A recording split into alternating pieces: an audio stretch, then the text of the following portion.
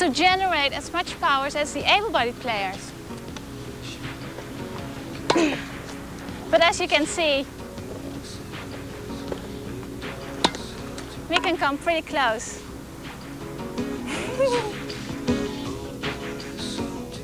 Since timing is very difficult for the 2-bounce feat, we saved it till the last step. 2 bounces are very commonly used in wheelchair tennis. I'll demonstrate this from the baseline.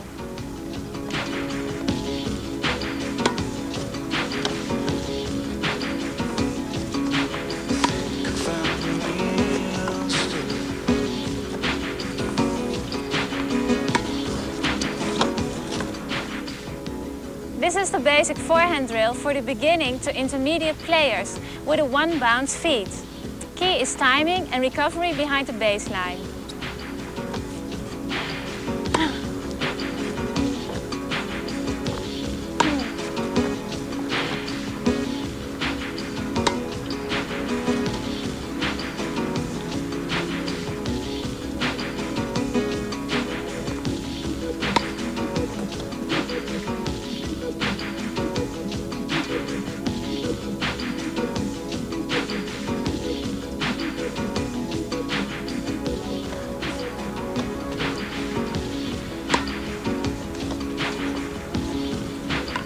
I'll now demonstrate an exercise for the advanced player.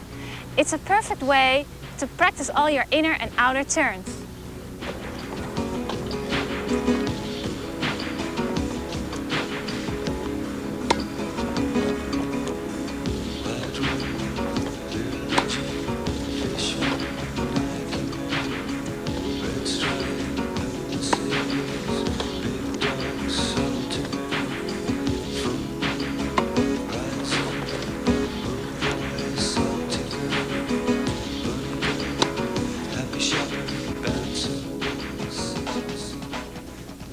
Once again, let's start with backhand grips. I recommend for beginners players to use in continental grips. I recommend also to not changing the grips between forehand and then the backhand. The reason I'm not changing this continental grip, it's because my hand, my left hand, it's always on my wheels. If I don't have my hand on the wheels, I will lose control and time to change the grips between forehand and backhand. So always keep your hand on your wheels. I usually start with my high student with a low backhand to the high. Laurent recommends using the same progressions as Chantal. Start with the recommended low to high motion as your basic backhand motion. The production of spin on the backhand is more complicated because you can't use both hands to change grips. The most commonly used spin is underspin. Because most balls hit from the wheelchair are above shoulder height and often behind the player, the slice is highly effective. As you can see, the motion is the same. Racket starts high, traveling on a continuous plane through the ball. Racket face stays open. The topspin shot presents difficulties for several reasons. We've mentioned 3: grips, height of the ball and timing. Another factor is that the knees of the player get in the way of the low to high motion. And here, Laurent uses the cross-hand turn to rotate into his shot. And notice how Laurent uses his continental grip to push with, then switches before his backswing to the eastern backhand grip for his topspin. A technique unique to the wheelchair game is the use of the western or eastern forehand grip on the backhand side. Although a shot that is not used as frequently, the volley is essential to the game. It's slowly making its mark as a more offensive weapon. The volley technique is basically the same. Use the continental grip. Racket face open and contact point out in front. Turn the chair into the ball to allow for more reach. Push the racket through the ball on one continuous plane and no swinging. Keep the non-playing hand on the wheel at all time for stability. It's usually just a one push forward and then hit. Reach and quickness to the ball are limited. For the backhand volley, either pull the chair with the non-dominant hand or push it to turn the chair. The optimal volley position for wheelchair tennis is around the mid-court area, and it's normally one volley and then a retreat. Get too close and you're too easy to lob over.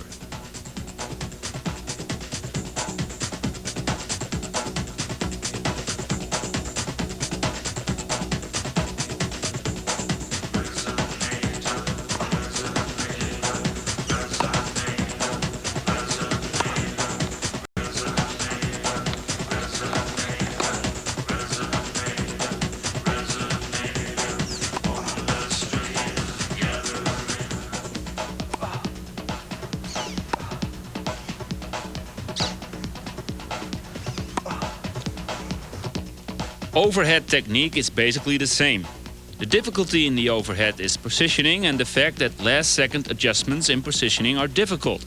Notice how Laurent turns his chair to allow himself some shoulder rotation. The non-hitting hand remains on the wheel for balance and stability. It's often recommended, especially for beginners, to let the ball bounce to allow time for setup.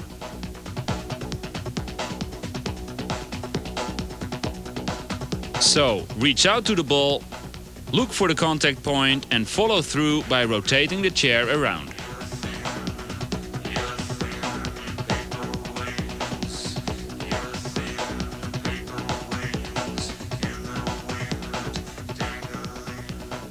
The serve in wheelchair tennis used to be considered a liability, something just to start the point off with. But now, the new philosophy is that it's more of an attacking weapon. Players are holding serve a lot more regularly. The reason for this is players are a lot more physically stronger, more robust. Now I'm going to demonstrate that to you. The technique David uses is the free hand method. The more common and more recommended is the stabilization method as shown here. Although the serve is basically a stationary shot, there are a few problems associated with this. Number one is the ball toss. Number two is the player's balance. Number three is chair stability. But first off, we're going to start with the ball toss.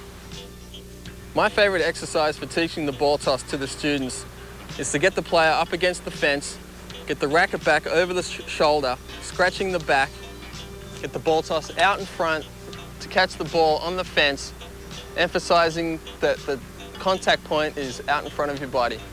Let's start off with the service grip. Like other shots, it's a continental grip.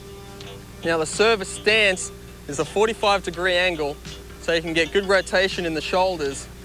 Now the actual motion, because pro players come down here, well, we can't do that because we're so low to the ground and we're scraping the ground, so we come more out this way and up. Now just to demonstrate this, now because I've got good balance, I don't need this left hand to grab my chair, but for beginners and players that are just starting out, I would recommend that the ball toss hand, whether it be the left or the right, come down and grab the chair for stability. Now I'll demonstrate that.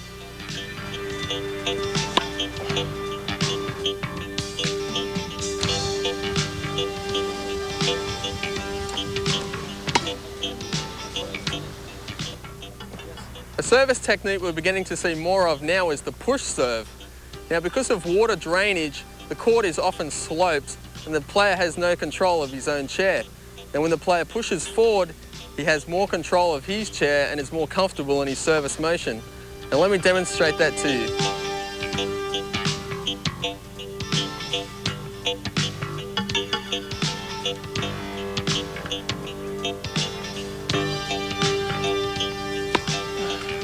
Because we sit so low to the ground, the flat serve is virtually impossible in wheelchair tennis.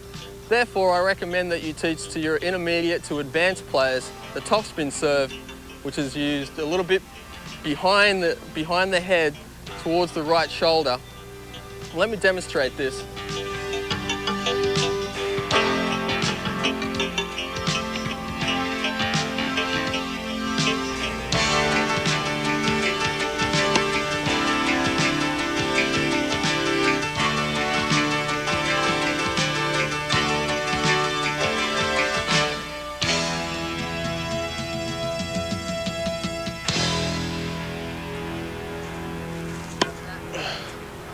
You may not want to introduce this toss to beginning players as they might be concerned about tipping back. Let me demonstrate that to you.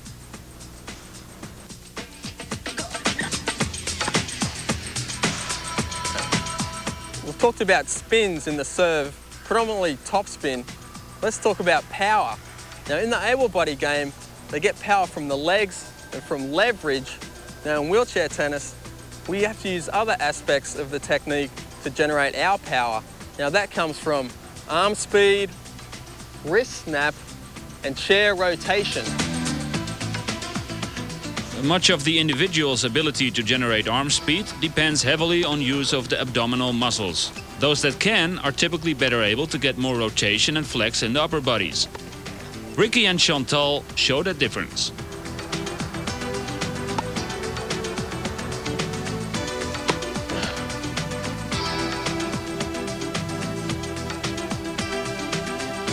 And finally, David demonstrates how the wrist snap adds more power to the serve.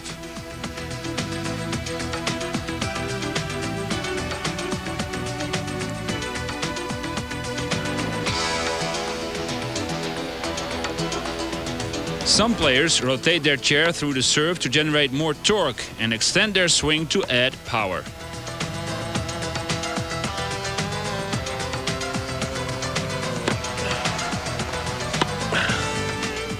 The return of serve for the wheelchair player is basically the same as it is for the able-bodied player. A major aspect for the wheelchair player, though, is that he needs to get his chair in motion as the server is about to serve. Either use a forward push return, used mostly by intermediate and advanced players, or a back and forth static return, recommended for beginners. Now that's it for the serve. Let's talk about some strategy. This is the classic wheelchair strategy as played out by David and Chantal. Chantal attacks down the line. David returns short and cross-court, opening up angles and opportunities for Chantal. David is keen on recovery and left deep in the court. Chantal hits behind David for the angle winner.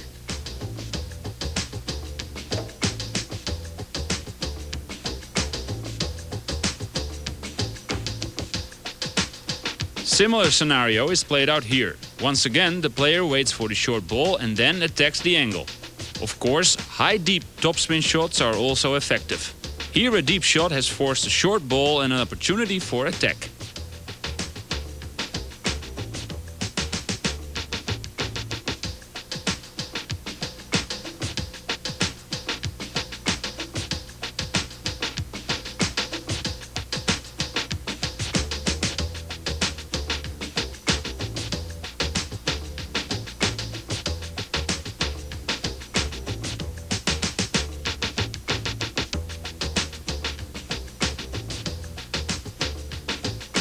Here we see the difficulty of attacking the net. David moves into the service line area, protecting against the easy lob.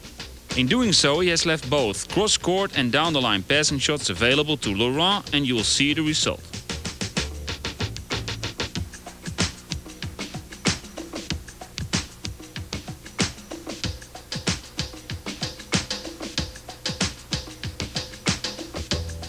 In this sequence, David closes the net, protecting against the passing shot, but he is left defenseless against the lob.